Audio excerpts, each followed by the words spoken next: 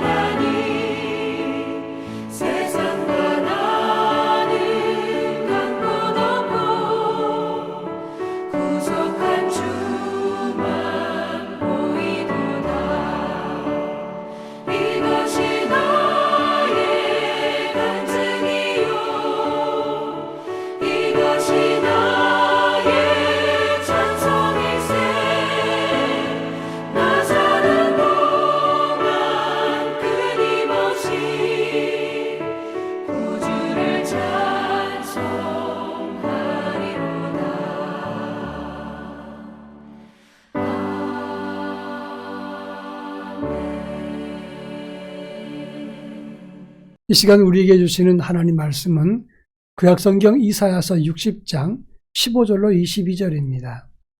구약성경 이사야서 60장 15절로 22절을 한 절씩 교독합니다. 전체를 제가 읽겠습니다.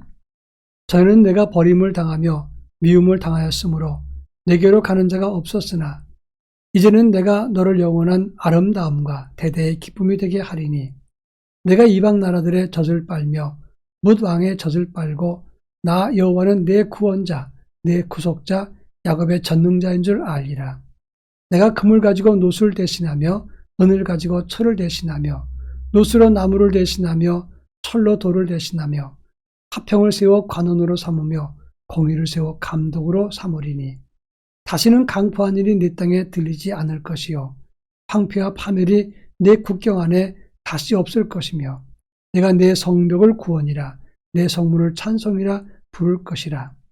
다시는 낮에 해가 내 빛이 되지 아니하며 달도 내게 빛을 비추지 않을 것이요 오직 여호와가 내게 영원한 빛이 되며 내 하나님이 내 영광이 되리니 다시는 내 해가 지지 아니하며 내 달이 물러가지 아니할 것은 여호와가 내 영원한 빛이 되고 내 슬픔의 날이 끝날 것임이라. 내 백성이 다 의롭게 되어 영원히 땅을 차지하리니 그들은 내가 심은 가지요 내가 손으로 만든 것으로서 나의 영광을 나타낼 것인즉 그 작은 자가 천명을 이루겠고 그 약한 자가 강국을 이룰 것이라. 때가 되면 나 여호와가 속히 이루리라. 아멘. 옛날에 낭중지추란 말이 있습니다. 주머니 속에 있는 송곳은 어디에 놓아도 티가 난다. 그런 말씀입니다. 성도는 어디에 놓아도 하나님의 구별된 자녀입니다. 지금 당장 시련과 역경이 있어도 뼈대가 있고 DNA가 제대로 되어 있는 사람은 그 값을 합니다. 제가 지금 말하고자 하는 것은 우리 모두가 뼈대에 있는 DNA를 가졌다는 것을 말하는 것이 아닙니다. 우리가 선민으로서 DNA가 훌륭하다는 것이 아니라 우리를 하나님이 선민 삼으시고 우리를 어느 곳에 놓아도 하나님이 회복시키시고 우리를 영광스러운 존재가 되게 하신다는 것을 말하고자 하는 것입니다. 오늘 우리가 읽은 이사야서 60장 15절로 22절의 말씀은 시온을 향한 하나님의 축복의 말씀입니다. 그들은 무너진 자리에서도 회복되리라. 하나님이 그 일을 행하리라고 말씀하고 있습니다. 우리가 이 땅에서 어떻게 회복되며 하나님은 우리를 어떤 존재로 세우시는가, 이런 문제를 이 본문을 통해서 함께 살펴보고자 합니다. 먼저 15절에서 너희가 전에는 버림당하고 미움받은 존재처럼 되었지만 이제는 너를 영원한 아름다움과 대대의 기쁨이 되게 하겠다라고 말씀했습니다. 사실 예루살렘과 유다 백성들은 하나님 앞에 수백 년 동안 범죄했기 때문에 그 하나님을 거역함으로 인해서 그들은 나라가 망했고 포로로 끌려가게 되었다고 하는 것입니다. 그래서 다른 사람들이 볼 때는 버림받은 것 같고 미움받은 존재처럼 느껴질 수 있습니다. 그래서 오죽하면 15절에 보면 내게로 가는 자가 없었으나 이렇게 말하고 있습니다. 이 말은 황폐한 땅이기 때문에 나그네도 그 땅을 지나가지 않았다는 것을 의미하는 것이고 또 형벌받은 사람들이기 때문에 사람들이 그들을 기피한다는 것을 의미하는 것입니다. 죄 지은 인생은 우리의 실제 모습이 이런 것입니다. 그렇게 황폐한 땅, 버림받고 미움받은 존재처럼 살아가는 우리는 그 누구도 좋아하지 않습니다. 그런데 하나님께서 우리를 다시금 회복시켜서 우리를 온전하게 만들어 주신다고 약속했다고 하는 것입니다. 그래서 16절부터 18절까지는 바로 이스라엘, 예루살렘이 회복된 상태를 말하고 있습니다. 16절에 보면 이방 나라들의 젖을 빤다고 했습니다.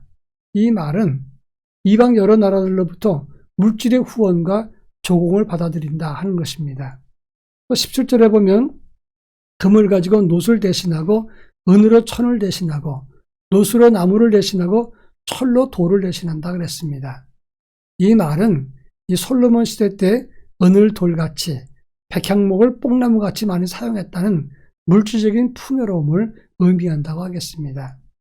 또 18절에 보면 내 성에서 강포한 일이 들리지 않겠고 황폐와 파멸이 내 국경 안에 없을 것이다. 그렇게 말씀했습니다. 이 말은 예루살렘과 유다가 완전히 회복되어서 번영하고 강성해지겠다는 것을 의미하는 것입니다. 감히 이방 나라들이 넘보지 못하는 강력한 나라가 된다는 것을 뜻하는 것입니다. 하나님이 손대시면 버림받은 존재 같은 그런 인생들이 이렇게 강건함을 다시 갖게 된다는 것을 말씀하고 있는 것입니다. 그렇다면 이렇게 강성해진 나라를 위해서 하나님이 직접 일어나셨느냐 하는 점입니다. 그렇지 않습니다.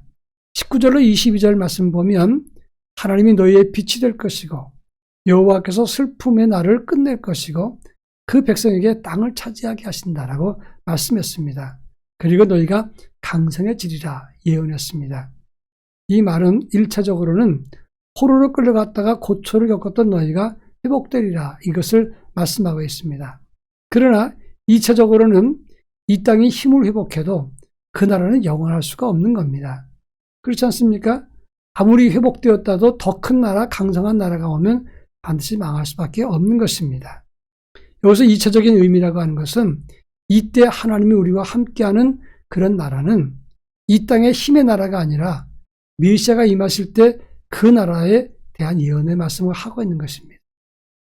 우리 인생들은 죄의 포로로 끌려가서 황폐했지만 이제 예수 그리스도 메시아 왕을 통해서 회복되어서 어둠의 세계가 손대지 못하는 강력한 나라, 바르게 하나님이 지켜주는 그런 백성이 될 것이다 라고 말씀하고 있는 것입니다. 그리고 오직 그분을 통해서 번영하게 되고 슬픔이 끝나고 그분으로 인해서 해같이 빛나는 복된 땅을 얻게 될 것이다. 이것을 그리스도 예수 안에서 이루게 된다는 것을 예언하고 있는 것입니다.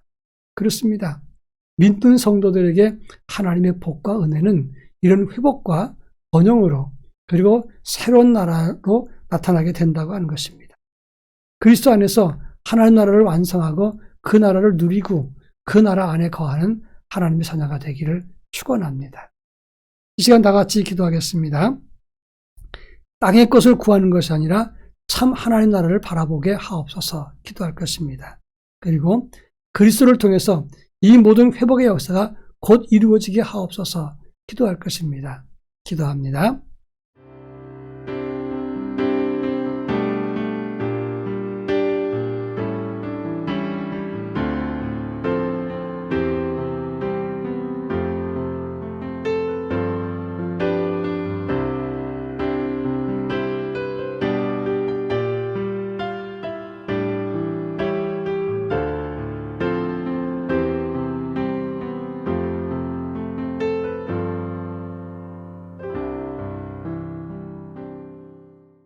사랑 많으신 하나님 아버지, 예수 그리스도 안에서 땅의 것을 추구하지 않게 하시고 참 하나님 나라, 영원히 여호와께서 빛 되신 나라, 그리고 다시는 슬픔과 고통이 없는 참 평화의 나라를 바라보게 해 주시옵기를 원합니다.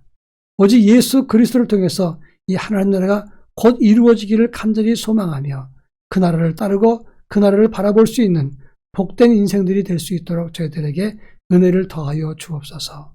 예수님의 이름으로 기도합니다. 아멘.